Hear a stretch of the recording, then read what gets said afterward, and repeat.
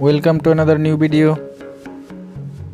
In this video you will see how to fix Gcash. This version not supported. Please follow complete the process.